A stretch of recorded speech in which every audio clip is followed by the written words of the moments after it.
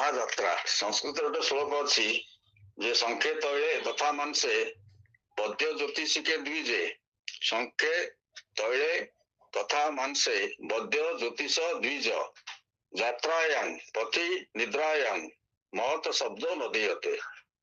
ये शब्द गुड़िक महत लगे ना जमी महाशंख कहले से हाड़ को बुझेब, महातैल कहले मद्य को बुझेब, महामांस कहले गोमांस को बुझेब, एमती सब यात्रा को मतलब महाजात्रा कहले महाजात्रा। आजिकल महाशब्द बहुत व्यवहार होची पुरी सब तो महा तेणु से अनुसार आजिकल मीडिया सबुथ महा जगुंट किंतु सबुथ महा लगे ना। मिनिमम यही जो शब्द गुड़िक कहगला शंख तैल मांस बद्य ज्योतिष द्विज यात्रा पथि निद्रायं ये महत शब्द दिज्व ना।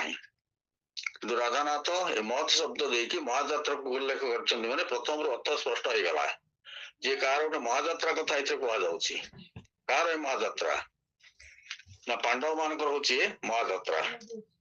राधानाथ या 1892 रचना करते 1896 ये पुस्तक आकार प्रकाश पाई। मधुसूदन राव जदिव राधानाथ बयस सान तथापि राधा मधु फकीर बोली ये जो त्रिवेणी संगम कथा आम ओडिया साहित्य आलोचक माने कही से अनुसार मधुसूदन राव को ये मुखबंध लिखार दायित्व से देते तार मुखबंध सहित 1896 मसीह ये प्रकाश पाई। एवं राधानाथ की महाजात्रा आ गोटे समालोचना मधुसूदन राव ही लिखी गोटे दीर्घ समालोचना। आम पाठ पढ़ा 72-73 मसीहा बेले आमको महाजात्रा समालोचना किसी बाहर नाला। आम खोजी खोजी से दुर्गाचरण राय राधानाथ जीवन गोटे बड़ ग्रंथ बोधे 1953 कि 55 से प्रकाश पाई से बही मिलू ना। पुराणा अध्यापक मान पाखे क्या पाखे थाए आमको मिले पढ़ुलु जी न पाइला ना जहाँ सार क्लास पढ़ी थी जहाँ आम बुझी टेक्स्ट रु ताकू परीक्षा उपस्थापन करा। परवर्ती समय डिग्री स्तर में महाजात्रा किसी अंश आसला अमरसी बाणी विशेषकर जोटा यार सप्तम स्वर्ग बोधे अच्छी जे पृथ्वीराज सेनापति अमरसी सी हतोत्साह पड़ता सैन्य मान को जो उद्बोधन देते जो जातीयतार गोटे स्फुलिंग सृष्टि कर राधानाथ ये कविता सुंदर कविता आमर आम अध्यापक थिला बेले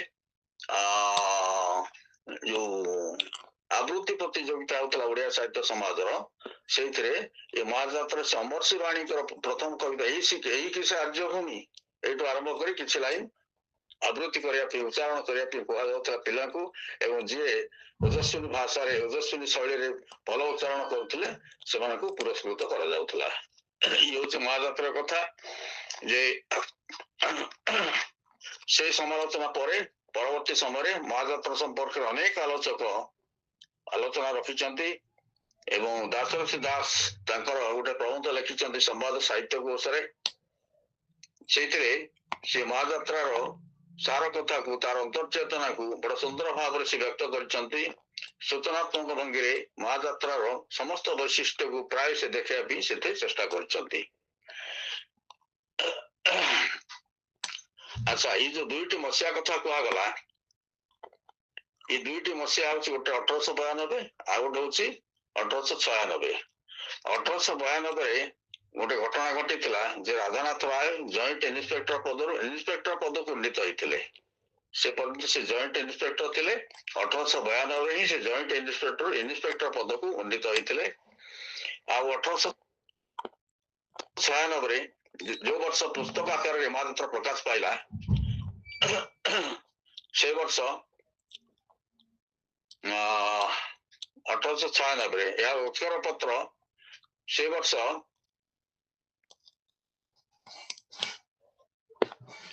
मुखबंध लिखी कनिका राणी साहेब पाट महादेई ना ना कनिका पाट महादेई कृष्णप्रिया पाट महादेई सी यार उत्सर्ग पत्र लिखी आर्य गौरव महामान्य श्रीयुक्त रमेश चंद्र दत्त ICS उत्सर्ग करा महाजात्रा काव्यटी। तो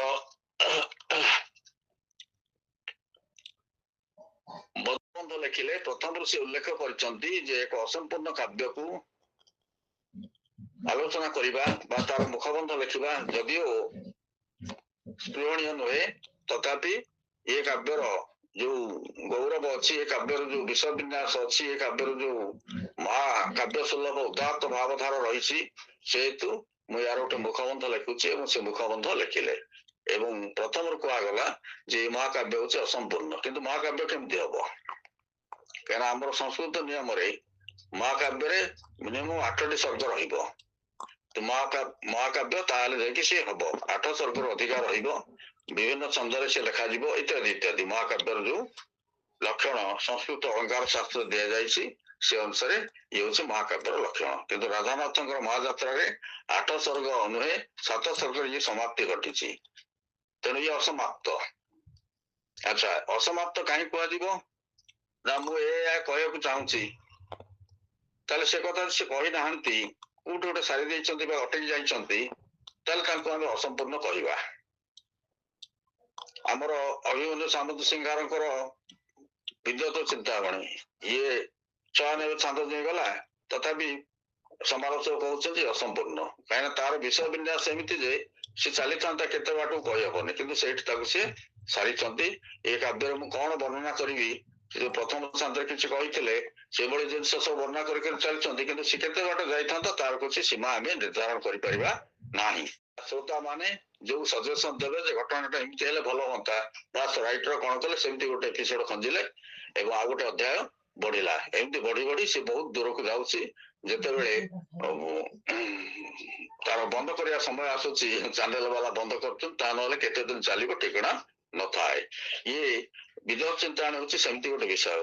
ଉପେନ୍ଦ୍ର ଭଞ୍ଜଙ୍କର ପ୍ରସିଦ୍ଧ କାବ୍ୟ କୋଟି ବ୍ରହ୍ମାଣ୍ଡ ସୁନ୍ଦରୀ, ସର୍ବସ୍ୱ ଭଞ୍ଜ ବିରସ୍ୟ କୋଟି ବ୍ରହ୍ମାଣ୍ଡ ସୁନ୍ଦରୀ, ଇଏ କାବ୍ୟରେ କଣ ହେଇଛି, ୟାକୁ ମଧ୍ୟ ଅସମ୍ପୂର୍ଣ୍ଣ କୁହାଯାଉଛି। କାହିଁକି ନା ଉପେନ୍ଦ୍ର ଭଞ୍ଜଙ୍କର ସବୁ କାବ୍ୟରେ ବିବାହ ପରେ ମିଳନ, ମିଳନ ପରେ ବିଚ୍ଛେଦ, କିନ୍ତୁ ବିଚ୍ଛେଦ ପର୍ଯ୍ୟାୟ ଏଥିରେ ନାହିଁ।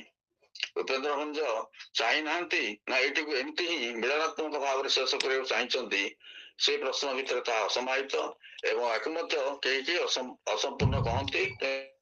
ଇଏ ସମ୍ପୂର୍ଣ୍ଣ କାବ୍ୟ, ମହାକାବ୍ୟ ଇଏ ମଧ୍ୟ ଇଏ ସମ୍ପୂର୍ଣ୍ଣ ହେଇଛି ଗୋଟେ ପର୍ଯ୍ୟାୟରେ, ତାଙ୍କର ଅନ୍ୟ କାବ୍ୟରେ ଥିଲା ବିଚ୍ଛେଦ କଥା, ଏଇଥିରେ ନାହିଁ, ସେଇଥିପାଇଁ ଆମେ ତାକୁ ଅସମ୍ପୂର୍ଣ୍ଣ କହିବା ବି ଠିକ ନୁହଁ।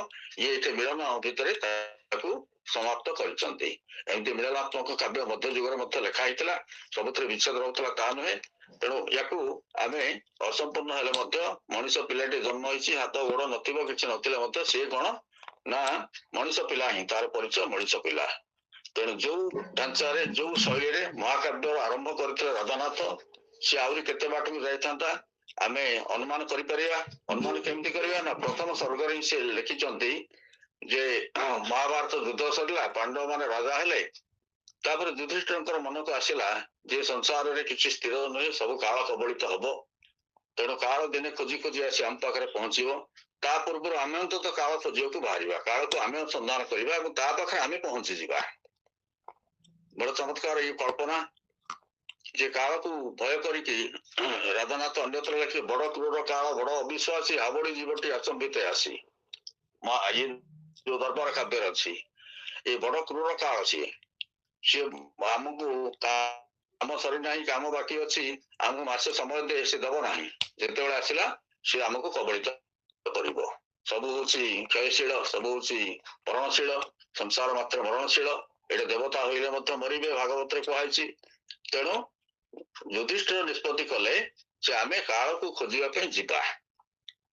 ତାପରେ ସେ ଅର୍ଜୁନକୁ ପଚାରିଲେ, ଅର୍ଜୁନ ତମେ ତ ବଡ ଧନୁର୍ଦ୍ଧର, କିନ୍ତୁ ତମେ ମୋ ସାଙ୍ଗରେ ଯିବ କି? ଅର୍ଜୁନ ସ୍ୱୀକୃତି ପ୍ରଦାନ କଲେ ଯେ ପ୍ରକୃତରେ କାଳ କାହାକୁ ଛାଡେ ନାହିଁ ଏବଂ ମୁଁ ମଧ୍ୟ ତମ ସାଙ୍ଗରେ ଏଇ ମହାଯାତ୍ରାର ପଥିକ ହେବି।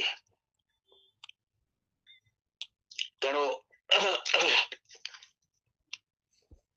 ବୀରେନ୍ଦ୍ର ଚାଲ ଖୋଜିବା କାଳକୁ, ହେ ବୀରେନ୍ଦ୍ର ଚାଲ ଖୋଜିବା କାଳକୁ, କାଳ ଆମ ପାଖକୁ ଆସିବା ପୂର୍ବରୁ ଆମେ କାଳକୁ ଖୋଜିବାକୁ ଯିବା। ଏବଂ ସେଥିରେ ଅର୍ଜୁନ ସମ୍ମତି ପ୍ରଦାନ କଲେ, ତାପରେ ଭୀମ, ନକୁଳ, ସହଦେବ ସମ୍ମତି ପ୍ରଦାନ କଲେ, ତାପରେ ଦ୍ରୌପଦୀ କହିଲେ ମୁଁ ତ ସବୁବେଳେ ତମର ସେବା ଦାସୀ, ମୁଁ ମଧ୍ୟ ତମକୁ ଏ ମହାଯାତ୍ରା ପଥରେ ତମକୁ ଅନୁସରଣ କରିବି ଏବଂ ତମକୁ ସେବା କରିବି। ତେଣୁ ମହାଯାତ୍ରା ଲାଗି ତୁ ହେଲେ ସଜ୍ଜୀଭୂତ। ଏ ମହାଯାତ୍ରା ନାଁଟି ଏଇଟା ଅଛି ରାଧାନାଥଙ୍କର। ଏ ପ୍ରଥମ ସ୍ୱର୍ଗର କିଛି ପୃଷ୍ଠା ପରେ ଏ ମହାଯାତ୍ରା ଶବ୍ଦଟିକୁ ସେ ବ୍ୟବହାର କରିଛନ୍ତି। ତେଣୁ ଏ କାବ୍ୟର ଯୋଉ ନାଁ ଦେଇଛନ୍ତି ମହାଯାତ୍ରା, ତାର ସାର୍ଥକ ଶବ୍ଦଟିକୁ ସେ ଏଠି ଆଣିଛନ୍ତି